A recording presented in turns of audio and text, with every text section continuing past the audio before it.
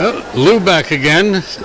We're still in Hartford, Connecticut at the Connecticut Convention Center.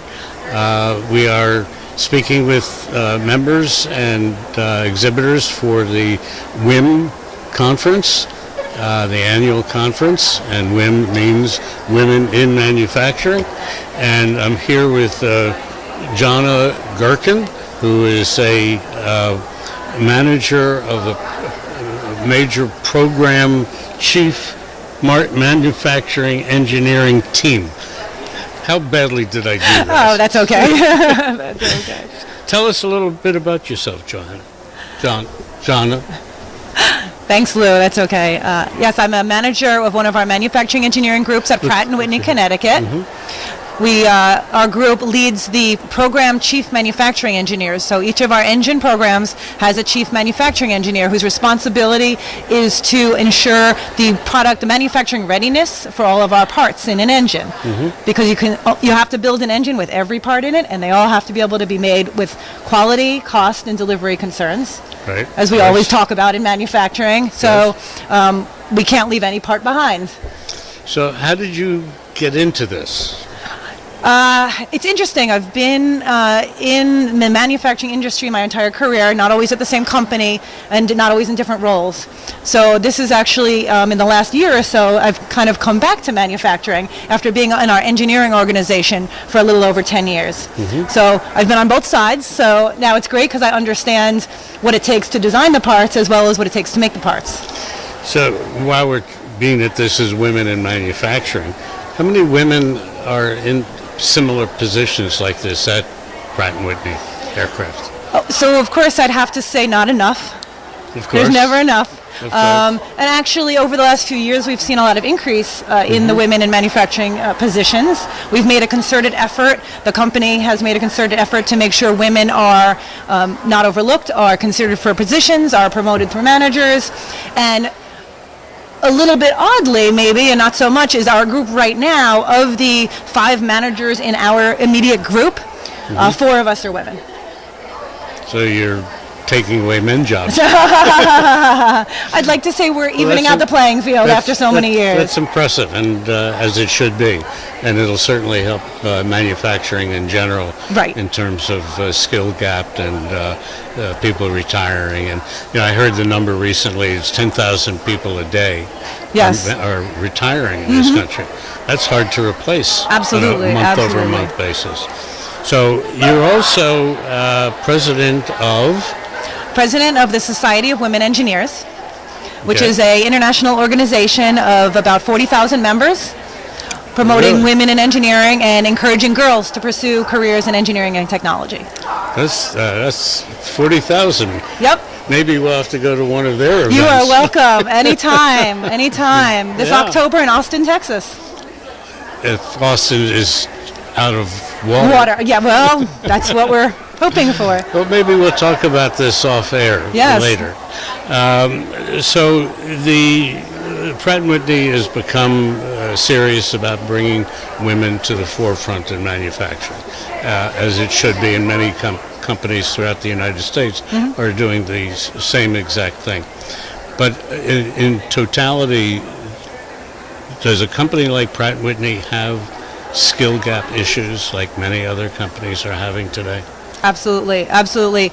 And I'd say the skills gap is through the entire value stream, the entire workforce. We have certainly our own special processes that can't be filled by someone who hasn't been in the job, but there are certainly plenty of other skills that we're short on that can be taught in school, can be learned at trade schools and through other programs. So we really are focusing on those partnerships we can make with our local technical schools and community colleges on really telling them this is what we need, this is what we need you to train for, and then we have spots for those graduates. One of the things that my partner, Tim Grady, who's usually in the show with me, and I have found out over these last several years is that the manufacturers need to go more to state level for help than feds, because the feds aren't helping as much as they could. And that yet the state level we're finding that they're working with the community colleges and vocational schools and instituting programs that are working. Right. But they're not working yet to offset the losses in human skills and human people. Right. Hence robotics. Right. So how much of Pratt now is involved in robotics? I would say every one of our sites is involved in robotics in a different way, depending on whether they're actually making parts or doing assembly and test.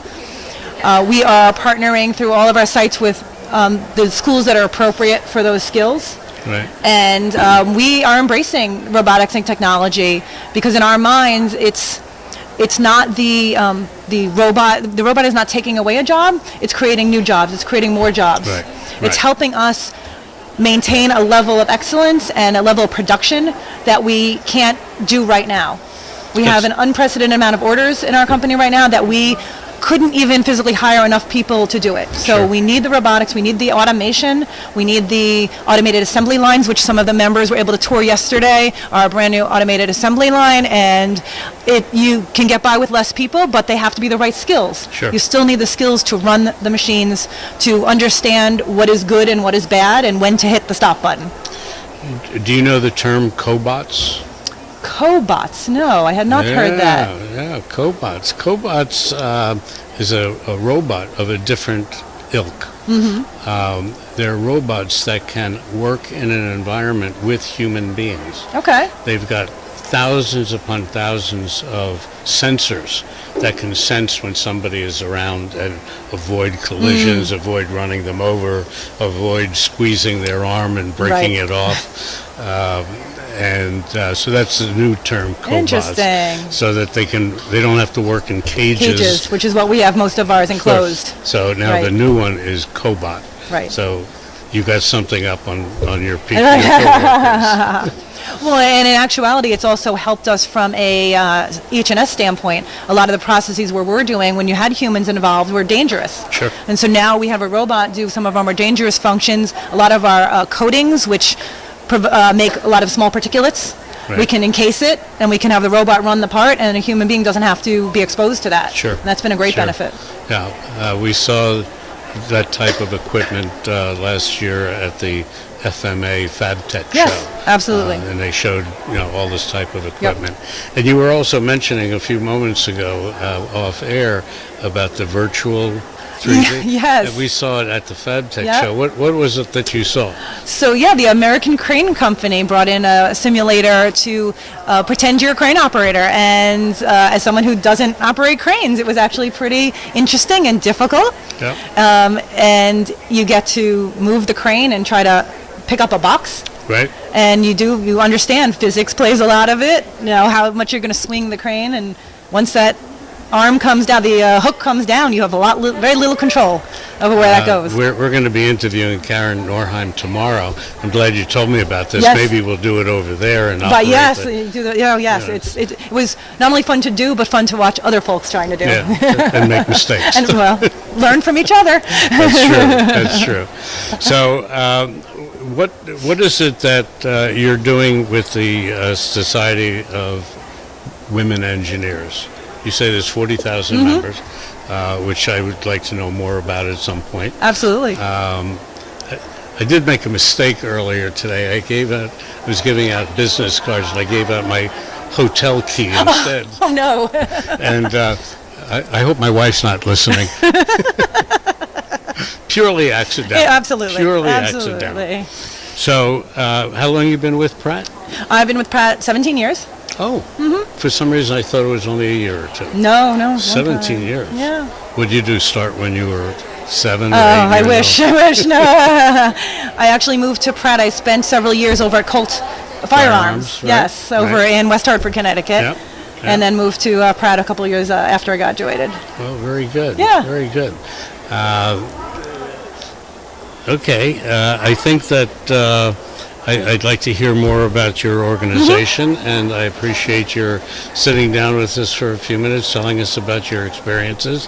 And you certainly have a long resume, and too long to go into now, but I appreciate you stopping by and Thank talking you, with- Lou. It's a pleasure. Thank you. My pleasure. Thank you. Thanks for joining us on Manufacturing Talk Radio. You can hear our next broadcast each Tuesday at 1 p.m. Eastern Standard Time at mfgtalkradio.com.